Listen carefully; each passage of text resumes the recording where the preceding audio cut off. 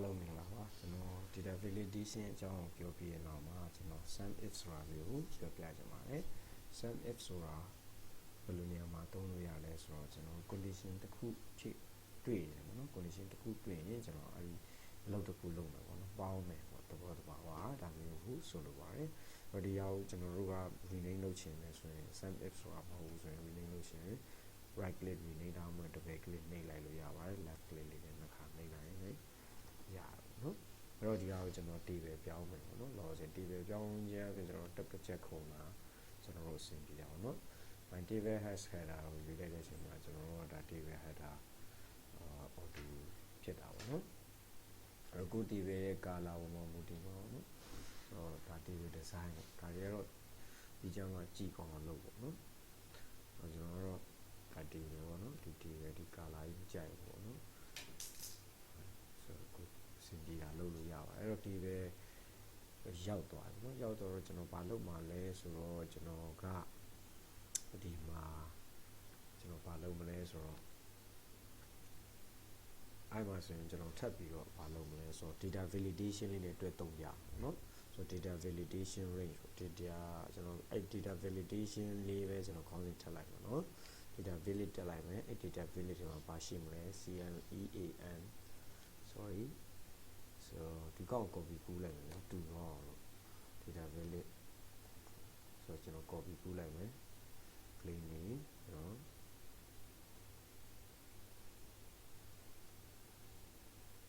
sorry ဒါလေး select ပြီး control C ကျွန်တော် control ပြီးစလုံးပေါင်းလေးတူတော့အောင်လို့ပါနော်ကျွန်တော် copy ကူးနေပါနော်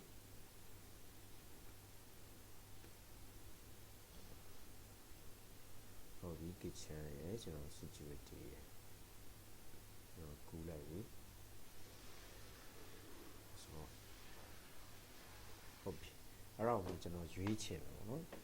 select ခေါင်းစဉ်ကတော့ကိုယ်အဆင်ပြေရပြီအောင်နော် selected ဒီနေ့အပြင် filter လုပ်တဲ့သဘောလေးလုပ်ပြပါနော် filter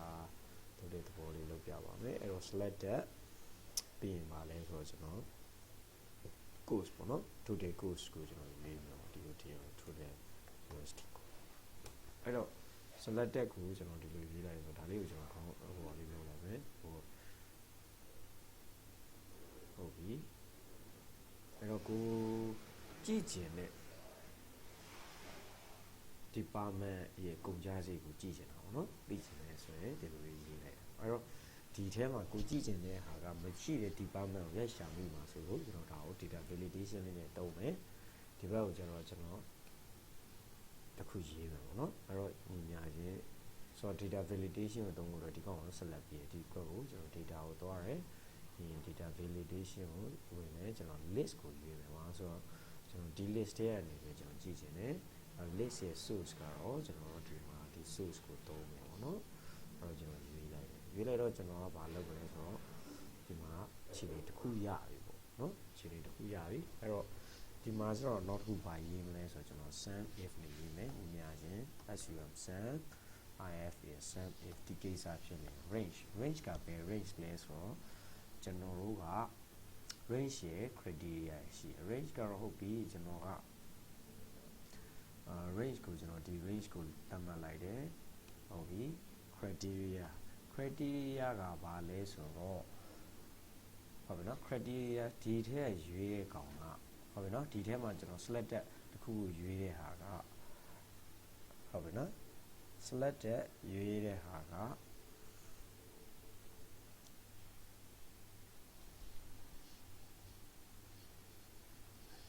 ညာချင်းပေါ့နော်ဒီ range ကရိုးရိုး range မဟုတ်ဒီပဲ4ရဲ့ range ကဘယ်ကောင်းရဲ့ range ကိုသွားဖို့ပြီးတော့ဟောပြုတယ်လဲဆိုတော့ကျွန်တော် depart ကိုစားပြုစေတယ် depart ဝင်ပြန်ပိတ်တယ်အဲ့ range ကဒီ range တည်းရပါတော့ဒီ department တွေက range ကcriteria ကညီညာဒီကောင်ဖြစ်နေတယ်เนาะဒီကောင်ဖြစ်နေရင်မလုပ်မလဲဆိုတော့ဒီကောင်ကိုသွားပေါင်းပါလဲဆိုတော့ sum range ကလည်းဒီဘက်ကကောင်သွားပေါင်းပါဆိုတော့ဒီ table 4ပဲပေါ့နော်ဆိုတော့ဒီ table ကိုပဲကျွန်တော်ယူလိုက်တယ်ဒီ table 4အဲ့ထဲဘယ်ကောင်ကိုတော့ပေါင်းမှာလဲဆိုတော့ course ကိုတော့ပေါင်းမယ်ဟုတ်ပြီ course ကိုတော့ပေါင်းမယ်ကျွန်တော်ပြီးရင်ကွင်းပြန်ပိတ်ပေါ့နော်အဲ့တော့ကျွန်တော် loss 0ပေါ့ဟုတ်ပြီအဲ့တော့ကျွန်တော် MNE ကိုပေါင်းကြည့်မယ်143နဲ့ဟုတ်လား MNE က63နဲ့83နဲ့ဒီခြေနေလေးကိုရစီတယ်ပေါ့နော်အဲ့ဆို MNE ကိုကြည့်ချင်တာမဟုတ်ဘူးကျွန်တော်ကြည့်ချင်တာ cleaning department ဟုတ်တယ်ဒီမှာ cleaning 25ရယ်ကျွန်တော်တို့50ရယ်ဒါမျိုးခြေနေလေးကိုပါတယ်အဲ့တော့ကျွန်တော်ဒီ table ကို data entry ထပ်လို့ရှင်နေဆိုရင် select ကာစာချပြီးကျွန်တော် tab တစ်ချက်ခုံတယ်ဒီတစ်ခါကျတော့ကျွန်တော်ဒီတစ်ခါကျတော့ဒီလိုပဲရိုက်မထည့်ချင်ဘူးဆိုဒီတဲ့ဟာကိုရွေးလို့ရအောင်လှုပ်ထားဖို့လိုတာပေါ့နော် loss တော့ကျွန်တော်ရွေးထားမိတဲ့အတွက် security department အနေနဲ့ကျွန်တော်ယူတယ် security ကဘယ်လောက်ယူလဲဥပမာ80ယူတယ်ပေါ့နော်80ယူရဆိုကျွန်တော်ဒီမှာ security total ကို80တင်လာပြီလားလို့ကျွန်တော်ကြည့်လိုက်မယ်140ရှိသွားပြီ security ကဆိုတော့ဒီလိုကိစ္စလေးတွေမှာ if sum if လေးကိုတုံးကြည့်လို့ရတယ် sum if ကိုတုံးဖို့အတွက်ဆိုရင်ကျွန်တော်တို့ဟာဘာသိဖို့လိုလဲဆိုတော့ဘယ်တဲ့ range ကိုယူမှာလဲပေါ့နော်ဒါဆိုကျွန်တော်ဒီ range ပေါ့နော်ဒီ range ထဲမှာဒီ table ထဲကနေပြီးဒီ department range ကိုယူမယ်တဲ့ကျွန်တော်ဟုတ်ပြီနော်အဲ့ဒီထဲမှာကျွန်တော်ဘာလုပ်မှာလဲဆိုတော့အဲ့ဒီ G5 ဆိုတဲ့ selected cell ဖြစ်ခဲ့ selected cell ဖြစ်ခဲ့အဲ့ဒီထဲအဲ့ဒီ table တွေက course အဲ့တက်ဆိုင်ရာ course ကိုယူပါမယ်ဆိုတဲ့အဓိပ္ပာယ်ကိုစောင့်ပါတယ်ဆိုတော့ဒီကိစ္စလေးကိုကျွန်တော်ပြန်ရေးပြပါမယ်ဆိုတော့ဒီဟာကိုကျွန်တော်ရေးပြပါမယ်အဲ့တော့ဒီဟာလေးကိုလည်းပို့ပြီးအဆင်ပြေတော့ကျွန်တော်ဒီ table ကိုကျွန်တော်ဘာလုပ်မလဲဆိုတော့ data village လုပ်မယ်ပေါ့နော် data village လုပ်မယ်ဆိုတော့ list ကိုကျွန်တော်ဒီ list ကိုပဲကျွန်တော်ယူလိုက်မယ်ပေါ့နော်ဒီ list အပြင်မထည့်နဲ့ပေါ့နော်ဆိုတော့ data entry အဆင်ပြေအောင်လုပ်ပါနော်အဲ့တော့ဒါကတော့ဟိုအဆင်ပြေသွားတာပေါ့နော်ဒါ cleaning အဲ့တော့ကျွန်တော်နောက်တစ်ချက်တက်တစ်ချက်ခုံလိုက်မယ်ပေါ့နော်ဒီတက်ပြောပါတက်တစ်ချက်ခုံလိုက်တာ ਨੇ ကျွန်တော်ဘယ် department လဲဆိုရင်ကျွန်တော်ရွေးရုံပဲ MNE department ထဲမှာကျွန်တော် MNE ကုန်ကြစီများရတယ်ပေါ့ဗျာဆိုတော့နောက်ထပ်ထည့်ခြင်းနဲ့ဆိုရင်တက်တစ်ချက်ခုံမယ်ဒီတစ်ခါတော့ကျွန်တော်တို့က cleaning agent တွေကလည်းကုန်နေပေါ့ဗျာဆိုတော့ cleaning agent တွေ cleaning ပစ္စည်းတွေဝယ်ရတယ်ဆိုတော့ဒီသဘောတရားပေါ့ဟုတ်ပြီအဲ့တော့ဒါကတော့ကျွန်တော် security ရွေးထားလို့ပေါ့နော် loss 0 security ရွေးထားပြီးသားဖြစ်တယ်အဲ့ဒီအတွက်ကျွန်တော်ဟုတ်ပြီညီမျှခြင်း sum if sum if ကိုကျွန်တော်ရွေးလိုက်ပြီ sum if range ကပါလဲကျွန်တော်ဒီ range ကိုသုံးမယ်ဒီ table ကိုသုံးမယ်လို့ကျွန်တော်ပြောတဲ့အတွက်ဒီ range ကိုကျွန်တော် select ပေးတယ်ပြီးရင်ကျွန်တော်အဲ့ range တင်မှာပါလဲဆိုတော့ဒီ department လေးကိုကျွန်တော်ရွေးပေးမှာပါအဲ့တော့ department ကိုကျွန်တော်ယူလိုက်တယ် department နဲ့ကကောင်အဲ့ဒီ range ကိုရှာမယ်ပေါ့နော်အဲ့ထက်ဒီ table ရဲ့ department နဲ့ကိစ္စက criteria ဒီဘက်က criteria နဲ့ညီနေတယ်ပေါ့နော်ဒီဘက်က criteria ဒီ sales ရဲ့ criteria ရွေးရတဲ့ညီနေရင်ဘာလုပ်မှာလဲဆိုတော့ sum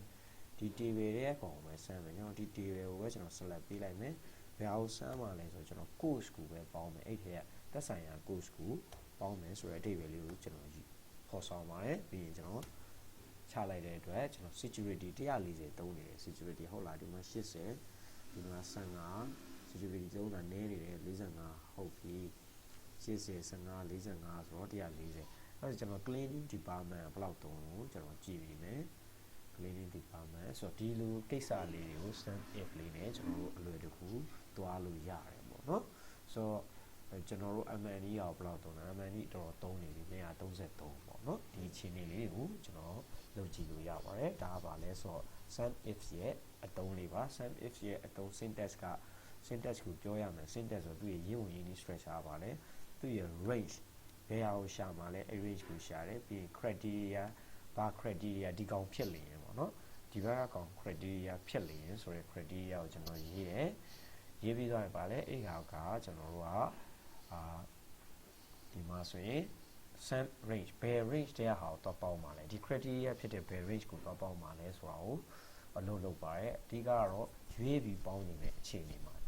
ဒီလိုအလုပ်ကိစ္စလေးကိုကျွန်တော်တို့ sum if သုံးပြီးတော့ပြီးမြောက်စေပါတယ်အလွယ်တကူပြီးမြောက်စေပါတယ်အားလုံးနားလည်မယ်လို့တော့မျှော်လင့်ပါတယ်အားလုံးကိုကျေးဇူးတင်ပါတယ်တကယ်ရင်းနေတူမတွေအတွက် coding for kids